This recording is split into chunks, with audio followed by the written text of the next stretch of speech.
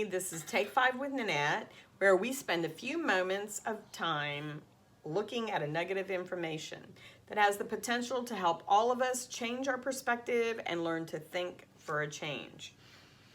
What I want to talk to you about today is connected to a saying that the Holy Spirit gave me about in 2010. It was, you know what you know and you don't know what you don't know. And what you don't know is a lot, Nanette. So trust me, give it to me, I know it all. And I had and something happened about a week ago where I basically made a decision, and it was a kind of a panic, impulsive decision, and it caused me to do something that was not wise. It was not wise, and it actually caused a problem for somebody else and offended that person initially. And my personality is so that, number one, I'm a verbal processor. And so I immediately wanted to process that with the person. And they not only didn't want to process it, they didn't even want to talk to me. Understandable.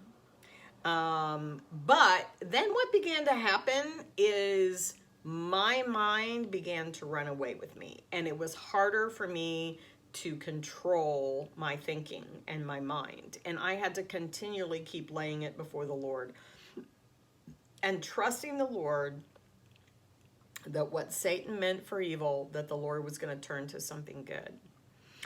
And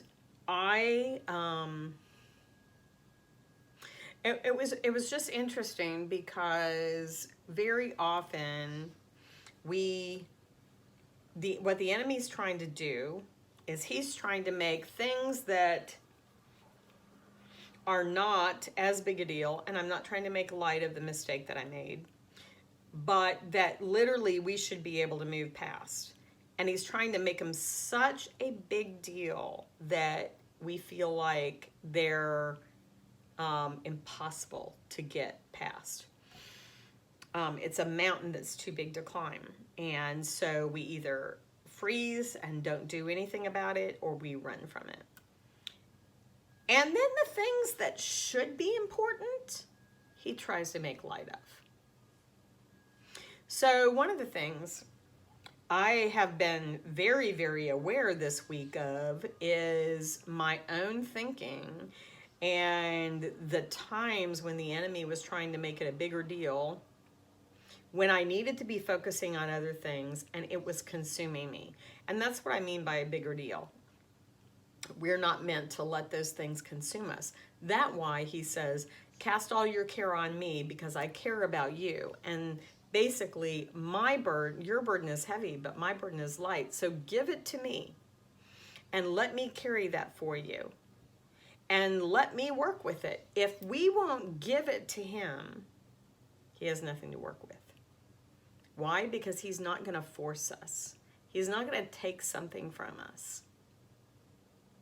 And so that is what I had to continually practice in the last week.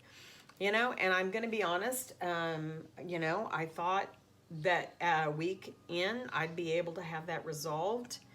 And today I was even with the person, and the person was still not ready to talk about it. Didn't have time to talk about it. And but just stayed busy and kind of acted like nothing was wrong.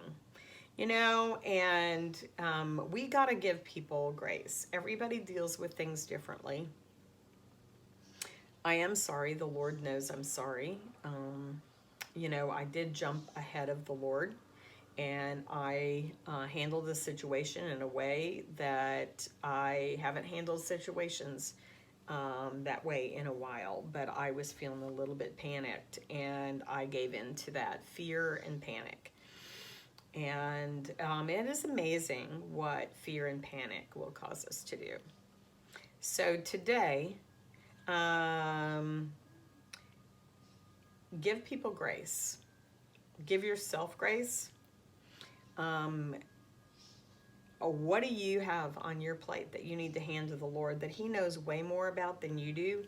And if you're willing to give it to Him and lay it in His hands, maybe He might be able to do something with it. I'm trusting Him. How about you? Thanks for listening. Until next time, have a great day.